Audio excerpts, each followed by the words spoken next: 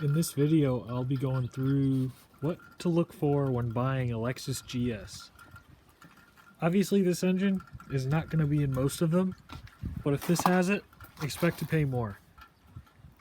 And if the GTE motor is present, or if there's any kind of turbo system on the factory GE engine, you need to get a compression test to make sure that that motor is putting up with it well. These engines coming from Japan, such as this one from an importer, they're not always what the importer claims. So when I bought this one, I got a compression test. So when you're buying a car with this engine, if you're not going to do it yourself, you should see if they'll do it for you. And since I'm up at the front of the car, I'm going to get the most expensive problems with this vehicle out of the way right now.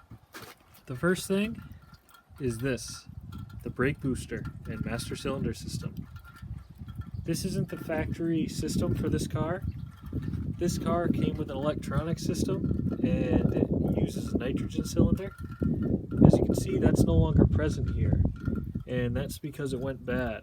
And when it goes bad, it's a $2,300 repair to get a new one, and a used one is $300.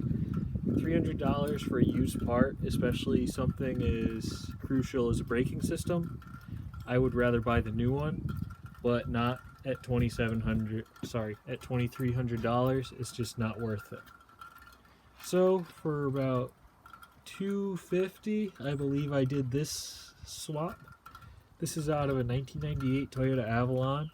I got all these parts at a local auto parts store, and my lines are kind of a crap show, but it works and there's no leaks. That's the most expensive repair you'll have to do on this car. For most of you buying these vehicles, that's not going to be an option for you, because you're going to be on the stock engine and the stock ECU, and to make this work in this car, you do lose your traction control and ABS systems. And in this lovely fuse box right here, there's two ABS fuses, and if I can get this open, as you can see, that fuse is missing. That's supposed to be there, and if you look here, that's ABS 2, and you do have to leave ABS 1 in or the car won't run. So I figured that out through trial and error, but now you know right off the bat. Lucky you. So I believe that's really it in the engine bay.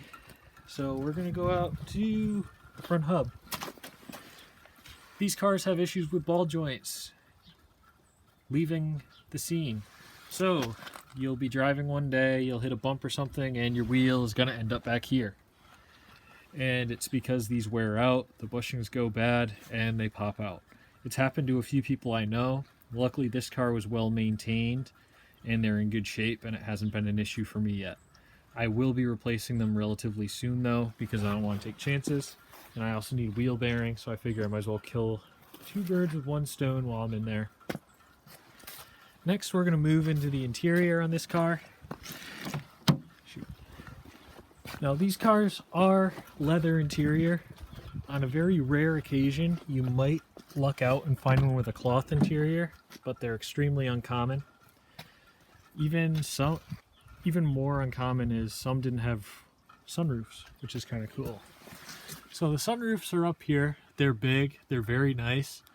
The tilt in this sunroof can tilt and kind of like pop up.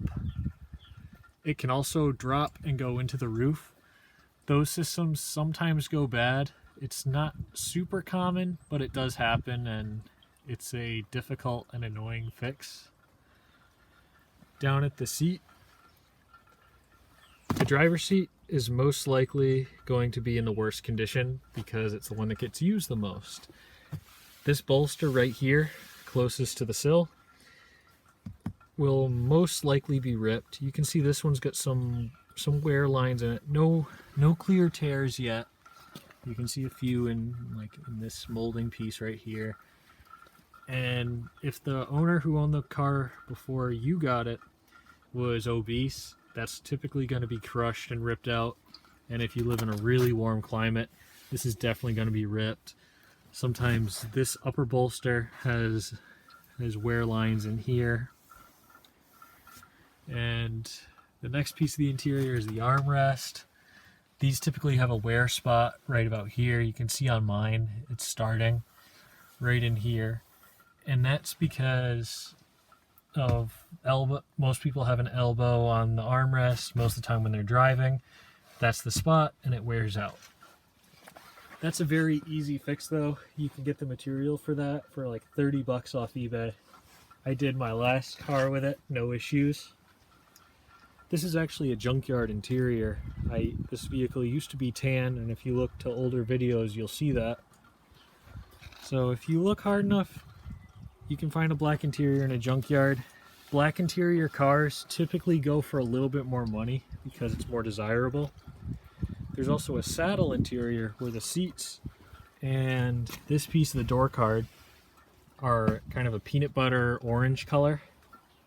And those fetch decent money because they're not very common. So just keep that in mind. The ugliest interior for these cars is gray. It looks like crap. So that could most likely be a bargaining point because I have yet to meet someone who actually wants a gray interior. Next, we have the steering wheel. These steering wheels are on a telescopic setup, so you can move it up, down, in and out, depending on where you want the wheel located. This system goes bad. The motors wear out, sometimes the teeth strip, and the wheel will intermittently work. This wheel I have pulled the plug on, so it's always out where I want it. Typically, they go back and kind of sit right about where my hand is. They sit way back and make it easy getting out of the car. But I figured while mine was working, since it's a really annoying fix, I would just disconnect it where I wanted it so I don't have to worry about it, and it's fine. And I hated that it was telescopic anyway. It's just one more thing to break. On the door cards, these actuators to open and close the windows and the door locks, 9 times out of 10 they go bad. It's a Toyota issue. My Highlander has the same problem. So typically when you're fixing them, replace the driver's one first. This 9 times out of 10 solves the problem, and then you go from there to passenger and the backside doors. And that's that. While we're here, these rockers on this car are plastic. There's metal behind there. These vehicles do rust out. For a while I didn't see them rusting, and then in the last couple of years they've hit that 22, 23-year-old age point, and they start to rust. Typically the first signs of rust are right here where the quarter meets the rear bumper, and the rust will carry up and around. Typically they're real rusty between the door and the wheel. This little piece of plastic between the door and the wheel, if you take that off, sometimes there's completely no metal in there, so that's something you should always check. Coming to the back of the car, this chrome strip on the rear bumper, and this goes for the front bumper as well, they typically lose the shine of the chrome and they look more like magnesium. As you can see, this one's done that. That's a cheap replacement. You can get it off Amazon, and you can get the real generic kit from the parts store for probably 20 bucks for 20 feet. This taillight light,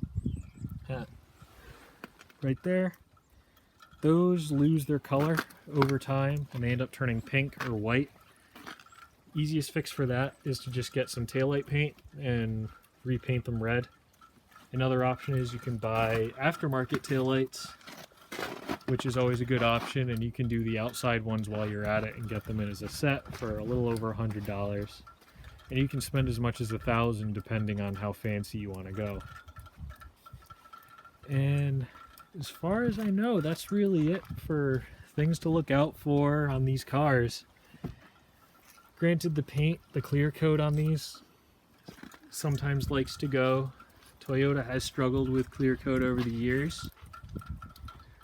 As far as colors that go bad, I've noticed it's kind of a maroon color. The reds and the maroons, typically I see the clear coat burning out on the hood and the roof. Sometimes the black cars have this issue. The white ones like this, I haven't seen any real clear coat problems, but it's also kind of hard to see on these, especially when it's sunny out.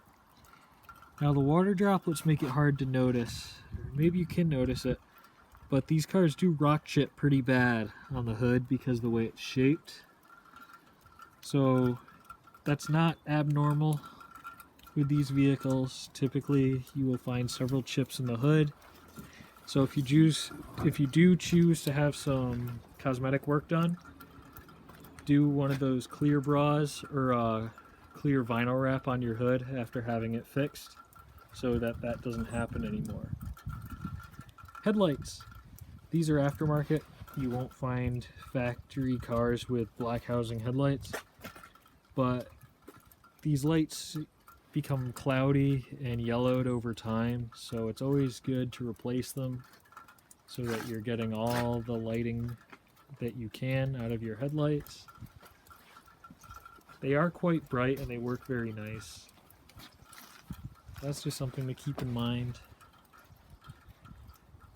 And that's really it. These cars overall are excellent. If you look up reviews on this vehicle, you're gonna see that they have almost 5 stars on Edmunds list, and I believe Club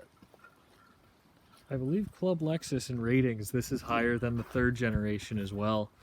It's just a really good all-around car. In stock form, the mileage is really good with the 2JZ. The 1UZ and 3UZ cars, I don't have much experience with. I know that the starter is located under the intake, and that's an involved replacement. And they also have a tendency to have leaky valve covers, but that's routine maintenance for a 20-year-old car, so don't let that scare you away. These cars do run on premium, and I'll tell you that if you run the low octane in these, like 87, they don't perform well.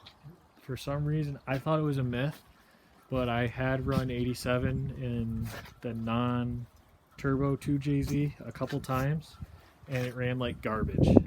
So I strongly suggest that you run the 91 or higher as suggested. But I hope this was helpful in you making your decision to pick up one of these vehicles.